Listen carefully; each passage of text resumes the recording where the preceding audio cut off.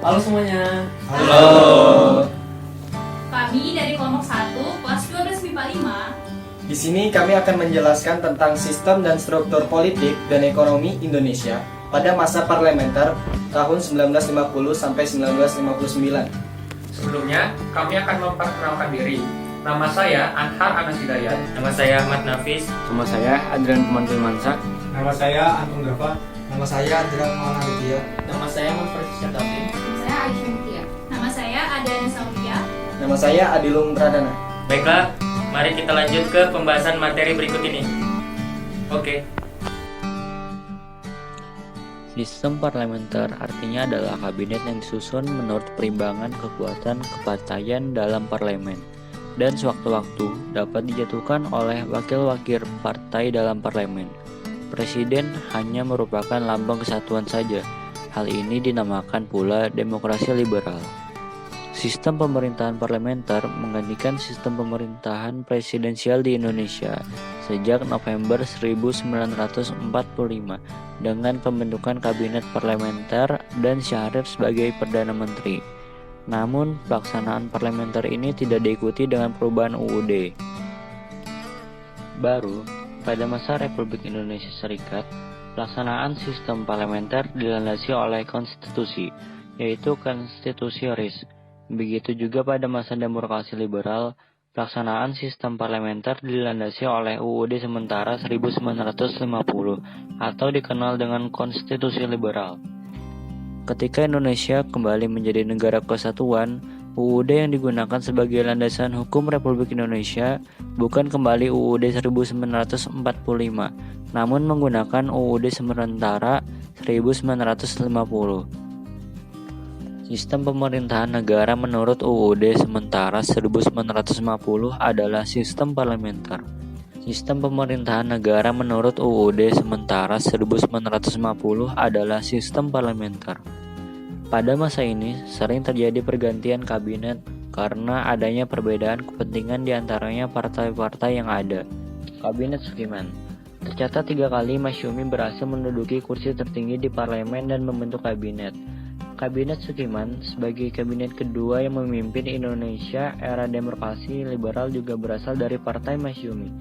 Beberapa kebijakan yang digagas oleh Kabinet Sukiman antara lain adalah standarisasi upah minimum, penetapan peraturan serikat buruh, dan tunjangan hari raya atau THR. Kabinet Wilopo. Setelah 2 kali berturut-turut dipimpin oleh Masyumi, akhirnya Indonesia dipimpin oleh Partai Nasional Indonesia. Sebagaimana kabinet pendahulunya, Kabinet Wilopo juga mempersiapkan pelaksanaan pemilu. Dan seperti kabinet pendahulunya juga, Kabinet Wilopo juga gagal melaksanakan pemilu karena harus lebih dulu menghadapi emosi tidak percaya. Kabinet Sukiman memiliki tugas pokok menjalankan persiapan pemilihan umum untuk memilih anggota parlemen dan konstituante. Namun sebelum tugas ini diselesaikan, kabinet ini harus dibubarkan karena peristiwa 17 Oktober 1952. Peristiwa ini diperburuk karena golongan tertentu di TNI AD menuntut agar diadakannya perombakan dalam pimpinan Kementerian Pertahanan dan TNI. Dan KSAD dan KSAP diberhentikan dari jabatannya. Keberlangsungan Kabinet Wilopo semakin terancam ketika terjadi peristiwa Tanjung Morawa. Di peristiwa ini, banyak sekali desakan-desakan dari rakyat ke pemerintah yang membuat Kabinet Wilopo jatuh. Kabinet Ali Sastromijojo melanjutkan tugas Kabinet Wilopo. Sekalipun kabinet ini berhasil dalam politik luar negeri, tetapi mereka harus meletakkan jabatannya karena faktor masalah pimpinan TNI AD yang berpangkal pada peristiwa 17 Oktober 1952. Lalu, terbentuk lagi Kabinet Burhanuddin Harahap dan berhasil menyelesaikan tugasnya, yaitu melaksanakan pemilu. Setelah itu, Kabinet Burhanuddin meletakkan jabatannya. Lalu, dibentuknya kabinet baru yang berhasil menyelesaikan permasalahan dalam tubuh TNI AD dengan diangkatnya kembali Kolonel Nasution sebagai KSAD. Pada tanggal 1 Desember 1955, Hatta mengundurkan diri dari jabatan sebagai wakil presiden Pengunduran diri Hatta ini merupakan reaksi politis atas ketidakcocokan Hatta terhadap pernyataan yang dikeluarkan Presiden Soekarno. Pada tanggal 21 Februari 1957, Soekarno mengeluarkan konsepsi presiden. Sejak saat itu, Presiden Soekarno mengambil alih pemerintahan dan mendorong dilaksanakan demokrasi terpimpin. Terpilihnya Ali Sastroamidjojo sebagai formatur kabinet dan menyerahkan susunan kabinet yang membuat Soekarno kecewa karena tidak ada anggota PKI yang masuk ke kabinet tersebut.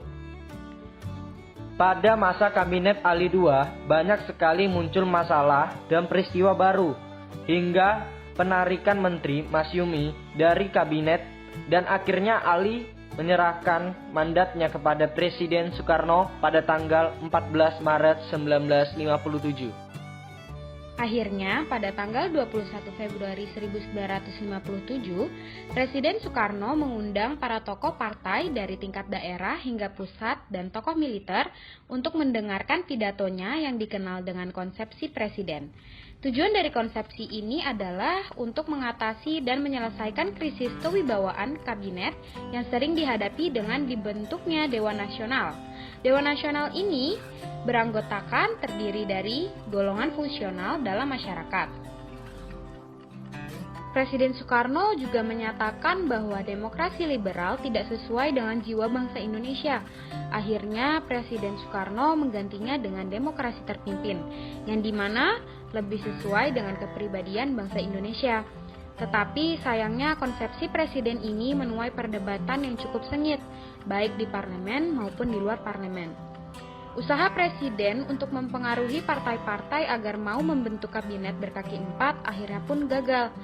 Akhirnya presiden menunjuk dirinya sebagai formatur bersama dengan Insinyur Juanda, tokoh yang tidak berpartai seperti Perdana Menteri, dan 3 wakil Perdana Menteri dari masing-masing PNI, NU, dan Parkindo untuk membentuk kabinet ekstraparlementer yang bertindak tegas dan membantu Dewan Nasional sesuai dengan konsepsi presiden. Kabinet ini dinamakan dengan Kabinet Karya atau bisa disebut juga dengan Kabinet Juanda. Kabinet ini resmi dilantik pada tanggal 9 April 1957. Beban tugas Kabinet Juanda adalah harus dijalankannya perjuangan membebaskan Irian Barat dan menghadapi keadaan ekonomi dan keuangan yang memburuk. Oleh karena itu, Kabinet Juanda menyusun program kerja yang terdiri dari 5 pasal. 5 pasal ini biasanya dikenal dengan Pancakarya. Berikut merupakan kelima program tersebut. Yang pertama adalah membentuk Dewan Nasional. Dewan Nasional merupakan amanat dari konsepsi Presiden 1957. Dewan Nasional ini dipimpin oleh Insinyur Soekarno dan beranggotakan yang terdiri dari golongan fungsional. Dewan Nasional juga memiliki beberapa fungsi, yaitu diantaranya menampung dan menyalurkan keinginan-keinginan kekuatan sosial yang ada di dalam masyarakat, dan sebagai penasihat pemerintah untuk melancarkan roda pemerintahan dan menjaga stabilitas politik. Pada tanggal 10 sampai 14 September 1957, Kabinet Juanda melangsungkan musyawarah nasional atau bisa kita kenal dengan Munas di Gedung Proklamasi Pegangsaan Timur nomor 56. Munas ini dilakukan untuk membahas permasalahan-permasalahan pemerintahan, persoalan daerah, ekonomi, keuangan, angkatan perang, kepartaian, dan masalah duit tunggal Soekarno-Hatta. Akhirnya Munas ini menghasilkan keputusan yang mencerminkan suasana paling pengertian. Untuk menindaklanjuti Munas, dilaksanakannya Musyawarah Nasional Pembangunan, yang dimana bertujuan khusus untuk membahas dan merumuskan usaha-usaha pembangunan sesuai dengan keinginan daerah. Sebagai suatu negara yang berdaulat, Indonesia berhak dan berkewajiban untuk mengambil tindakan-tindakan yang dianggap perlu untuk melindungi keutuhan dan keselamatan Republik Indonesia. Melihat kondisi itu, pemerintahan Kabinet Juanda akhirnya mendeklarasikan hukum teritorial Kelautan Nusantara. Dari deklarasi tersebut dapat disimpulkan bahwa faktor keamanan dan pertahanan merupakan aspek penting dan merupakan salah satu sendi pokok kebijaksanaan pemerintah mengenai perairan Indonesia. Deklarasi teritorial Kelautan Nusantara ini memiliki manfaat bagi Indonesia, yaitu mampu menyatukan wilayah-wilayah Indonesia dan sumber daya alam dari laut bisa dimanfaatkan dengan maksimal. Deklarasi itu disebut juga dengan Deklarasi Juanda. Deklarasi Juanda membuat batas kontinen laut Indonesia diubah dari 3 mil batas air terendah menjadi 12 mil dari batas pulau terluar. Meskipun deklarasi Juanda belum memperoleh pengakuan internasional, pemerintah Republik Indonesia akhirnya menetapkan deklarasi tersebut menjadi Undang-Undang Nomor 4/PRP 1960 tentang perairan Indonesia. Namun dengan dikeluarkannya deklarasi Juanda membuat banyak negara yang keberatan terhadap konsepsi landasan laut Indonesia yang baru. Akhirnya, pemerintah Indonesia melakukan harmonisasi hubungan diplomatik dengan negara tetangga melalui Konferensi Jenewa pada tahun 1958. Konferensi ini bertujuan untuk mempertahankan konsepsinya bahwa Indonesia merupakan negara kepulauan. Hasil dari deklarasi Juanda akhirnya baru dapat diterima oleh dunia internasional setelah ditetapkan Konvensi Hukum Laut PBB yang ketiga di Montego Bay, Jamaika pada tahun 1982. Akhirnya setelah diperjuangkan selama lebih dari 25 tahun, pada tanggal 16 November 1994 setelah diratifikasi oleh 60 negara, hukum laut Indonesia diakui oleh dunia internasional. Partai politik merupakan suatu kelompok terorganisir yang anggota-anggotanya mempunyai orientasi, nilai-nilai, dan cita-cita yang sama. Tujuan dibentuknya partai politik adalah untuk memperoleh, merebut, dan mempertahankan kekuasaan secara konstitusional. Jadi, munculnya partai politik erat kaitannya dengan kekuasaan. Pasca proklamasi kemerdekaan, pemerintah RI memerlukan adanya lembaga parlemen yang berfungsi sebagai perwakilan rakyat sesuai dengan amanat Undang-Undang Dasar 1945. Berkaitan dengan hal tersebut, pada tanggal 23 Agustus tahun 1945, Presiden Soekarno mengumumkan pembentukan Partai Nasional Indonesia sebagai partai tunggal. Namun, keinginan Presiden Soekarno tidak dapat diwujudkan. Gagasan pembentukan partai baru muncul lagi ketika pemerintah mengeluarkan maklumat pemerintah pada tanggal 3 November 1945. Melalui maklumat inilah gagasan pembentukan partai-partai politik dimunculkan kembali dan berhasil membentuk partai-partai politik baru, yang diantaranya sebagai berikut. Majelis Syuro Muslimin Indonesia, Masyumi. Partai Nasional Indonesia, PNI. Partai Sosialis Indonesia, PSI. Partai Komunis Indonesia, PKI. Partai Buruh Indonesia, PBI. Partai Rakyat Jelata, PRJ. Partai Kristen Indonesia, Parkindo. Partai Rakyat Sosialis, PRS. Persatuan Marhaen Indonesia, Permai. Partai Katolik Republik Indonesia, PKRI. Sistem kepartaian yang dianut pada masa demokrasi liberal adalah multipartai. Pembentukan partai politik ini menurut Muhammad Hatta agar memudahkan dalam mengontrol perjuangan lebih lanjut. Hatta juga menyebutkan bahwa pembentukan partai politik ini bertujuan untuk mudah dapat mengukur kekuatan perjuangan kita dan untuk mempermudah meminta pertanggungjawaban kepada pemimpin-pemimpin barisan perjuangan. Walaupun pada kenyataannya partai-partai politik tersebut cenderung untuk memperjuangkan kepentingan golongan daripada kepentingan nasional. Hal inilah yang menyebabkan pada era ini sering terjadi pergantian kabinet. Kabinet ini tidak berumur panjang sehingga program-program tidak bisa berjalan sebagaimana mestinya, yang menyebabkan terjadinya instabilitas nasional baik di bidang politik, sosial ekonomi, maupun keamanan. Kondisi inilah yang mendorong Presiden Soekarno mencari solusi untuk membangun kehidupan politik Indonesia yang akhirnya membawa Indonesia dari sistem demokrasi liberal. Pemilu pertama yang terjadi di Indonesia dilaksanakan pada tahun 1955 dan dilaksanakan pada masa Kabinet Burhanuddin Harahap. Berdasarkan Undang-Undang Nomor 7 Tahun 1953, pemilu tersebut dilaksanakan dalam rangka memilih anggota-anggota parlemen atau DPR dan konstituante. Sistem pemilu yang digunakan adalah perwakilan proporsional, yaitu setiap daerah pemilih akan mendapatkan jumlah kursi atas dasar jumlah penduduknya. Pada pemilu 1955 terdapat 260 jumlah kursi DPR yang diperebutkan dan 520 kursi untuk konstituante. Ditambah 14 wakil golongan minoritas yang diangkat pemerintah. Wilayah di Indonesia dibagi dalam 16 daerah pemilihan. Namun, dalam pelaksanaannya hanya 15 karena Irian Barat gagal melaksanakan pemilu karena daerah tersebut masih dikuasai oleh Belanda. Pendaftaran dimulai sejak Mei 1954 dan selesai pada November 1954.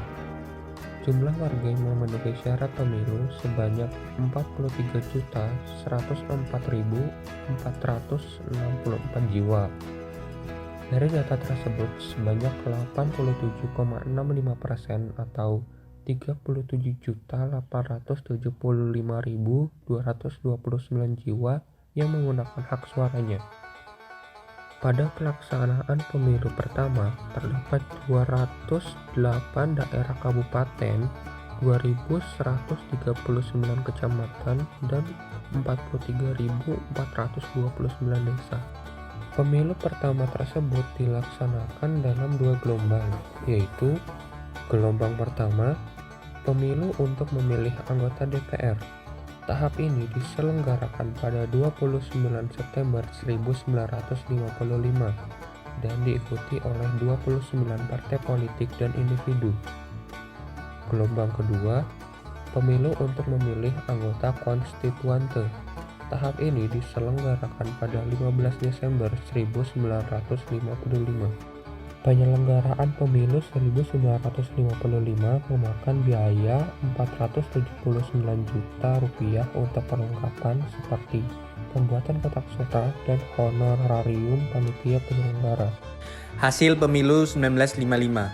Hasil pemilu terbagi menjadi 2 tahap, yaitu hasil pemilu tahap 1. Hasil pemilu 1955 tahap 1 diikuti 172 kontestan, namun hanya 28 kontestan yang berhasil memperoleh kursi. 4 partai besar secara berturut-turut yang memenangkan kursi adalah Partai Nasional Indonesia sebesar 22,3%, Masyumi 20,9%, Nahdlatul Ulama 18,4%, dan Partai Komunis Indonesia 15,4%. Seiring dengan hasil tersebut, juga diangkat 6 anggota parlemen mewakili Tionghoa dan 6 lagi mewakili Eropa. Dengan demikian, total anggota DPR hasil pemilu 1955 sebanyak 272 orang. Hasil pemilu tahap 2. Jumlah kursi anggotanya konstituante sebanyak 520. Namun karena Irian Barat tidak dapat melakukan pemilihan, maka jatah kursi dikurangi 6 menjadi 514 kursi. Hasil pemilihan anggota konstituante menunjukkan bahwa PIN, NUU, dan PKI memiliki dukungan yang tinggi, sementara Masyumi memperoleh suaranya merosot dibandingkan pemilihan anggota DPR. Banyak pakar yang menilai bahwa pemilu 1955 kekuatan partai politik terukur lebih cermat dan parlemen yang dihasilkan lebih bermutu.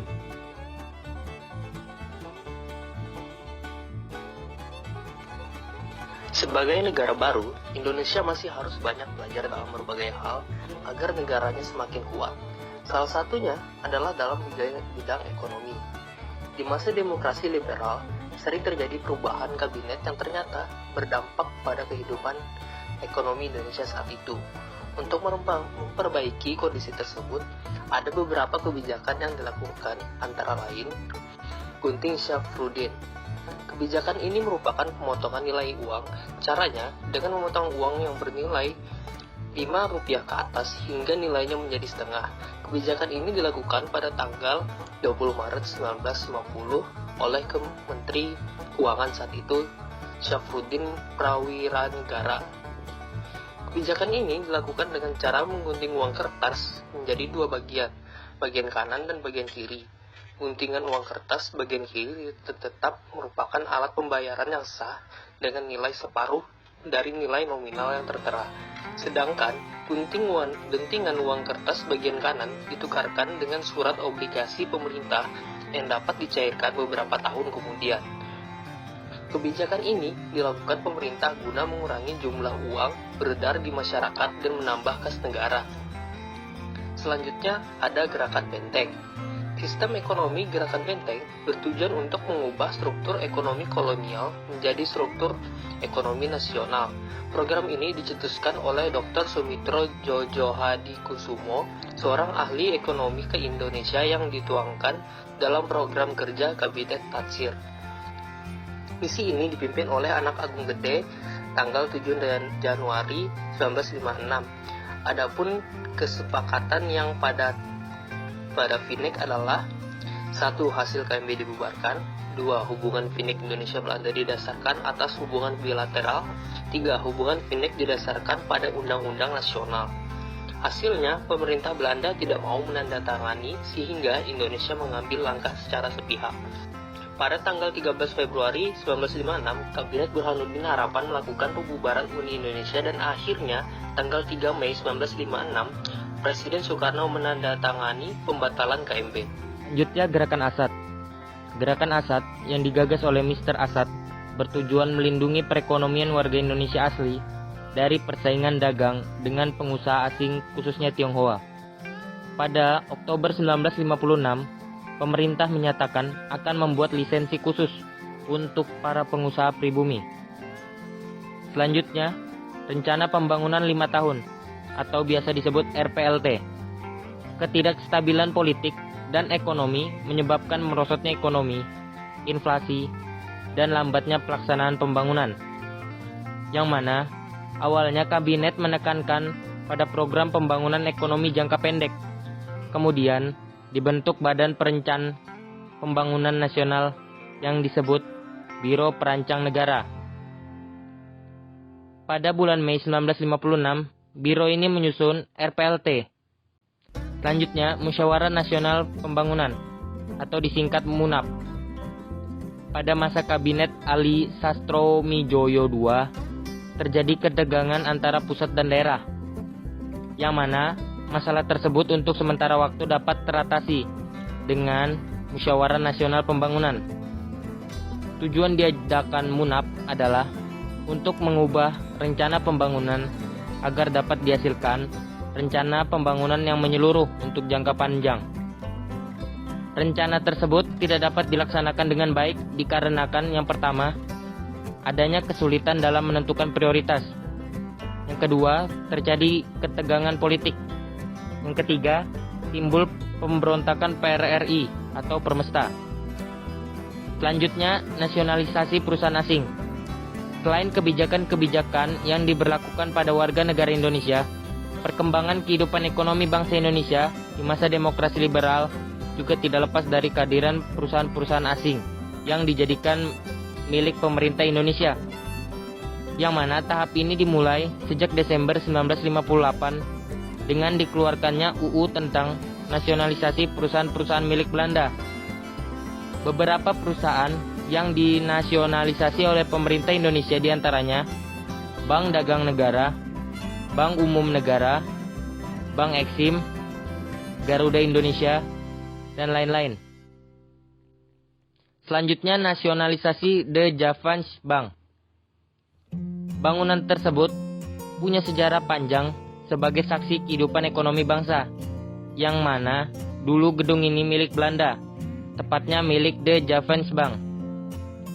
Pada tanggal 19 Juni 1951, Kabinet Sukiman membentuk Panitia Nasionalisasi De Javans Bank yang berdasar pada keputusan pemerintah RI nomor 122 dan 123. Pemerintah memberhentikan Dr. Howing sebagai Presiden De Javans Bank dan mengangkat Mr. Syarifuddin Prawiranegara sebagai Presiden yang baru. Pada tanggal 15 Desember 1951, diumumkan UU nomor 24 tahun 1951 tentang nasionalisasi De Javans Bank menjadi Bank Sentral. Kemudian, pada tanggal 1 Juli 1953, De Javans Bank berganti nama menjadi Bank Indonesia. De Javans Bank ini sekarang menjadi Museum Bank Indonesia di kawasan Kota Tua Jakarta.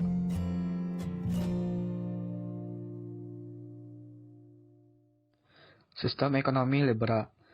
Sesudah pengakuan kedaulatan, pemerintah Indonesia menanggung beban ekonomi dan keuangan yang cukup berat dampak dari ketentuan-ketentuan KMB, yaitu meningkatnya nilai utang Indonesia, baik utang luar negeri maupun utang dalam negeri. Nilai ekspor Indonesia pada saat itu masih sangat tergantung pada beberapa jenis perkebunan yang nilainya jauh di bawah produksi pada era sebelum Perang Dunia Kedua. Permasalahan dihadapi pemerintah Indonesia pada saat itu mencakup permasalahan jangka pendek, yaitu tingginya jumlah mata uang yang beredar dan meningkatnya biaya hidup. Permasalahan jangka panjang yang dihadapi pemerintah adalah pertambahan jumlah penduduk dengan tingkat hidup yang rendah. Beban berat ini merupakan konsekuensi dari pengakuan kedaulatan. Pada era ini, pemerintah mengalami defisit sebesar 5,1 miliar. Sejak tahun 1951, penerimaan pemerintah mulai berkurang, disebabkan menurunnya volume perdagangan internasional.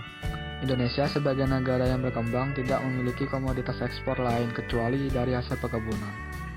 Kondisi ini membawa dampak perkembangan perekonomian Indonesia yang tidak mengarah pada stabilitas ekonomi. Bahkan yang terjadi adalah sebaliknya. Pengeluaran pemerintah semakin meningkat akibat tidak stabilnya situasi politik, sehingga angka defisit semakin meningkat. Di samping itu, pemerintah belum berhasil meningkatkan produksi dengan memanfaatkan sumber-sumber yang masih ada untuk meningkatkan pendapatan nasional. Kelemahan pemerintah lainnya adalah politik. Keuangannya tidak dirancang oleh pemerintah Indonesia sendiri, namun dirancang oleh pemerintah Belanda. Kebijakan yang ditempuh pemerintah untuk menanggulangi permasalahan tersebut diantaranya adalah melaksanakan industrialisasi yang dikenal dengan Rencana Sumitro. Sasaran dari program ini adalah pembangunan industri pasar seperti pendirian pabrik-pabrik semen, pemintalan, karung, dan percetakan. Kebijakan ini diikuti dengan meningkatkan produksi pangan, perbaikan sarana dan prasarana, dan penanaman modal asing. Pada masa pemerintahan Kabinet Burhanuddin Harahap, Indonesia mengirim delegasi ke Belanda dengan misi merundingkan masalah finansial ekonomi atau yang disebut dengan VNEC. Rundingan ini dilakukan pada 7 Januari 1966. Rancangan persetujuan VNEC yang diajukan Indonesia terhadap pemerintah Belanda adalah sebagai berikut. A. Pembatalan persetujuan VNEC hasil KMB. B. Hubungan VNEC Indonesia-Belanda didasarkan atas hubungan bilateral. C. Hubungan VNEC didasarkan atas undang-undang nasional, tidak boleh diikat oleh perjanjian lain.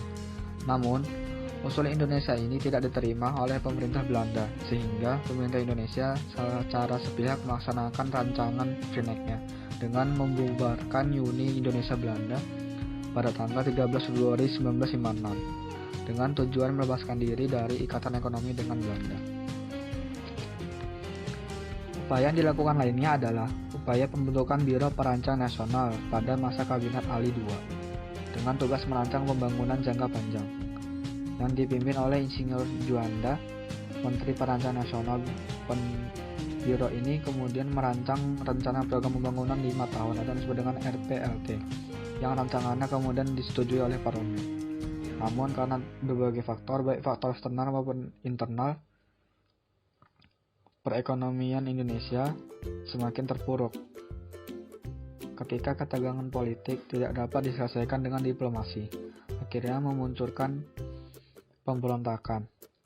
Kondisi ini mendorong meningkatnya prosentasi defisit anggaran pemerintah dari angka 20% di tahun 1950 dan 100% di tahun 1960. Baiklah, itu video dari kelompok kami. Semoga videonya bisa bermanfaat untuk semua orang. Walaupun terhalang jarak, teruslah berkreasi dan menginspirasi banyak orang. Sampai sini dulu, jangan lupa like ya. Dadah semuanya.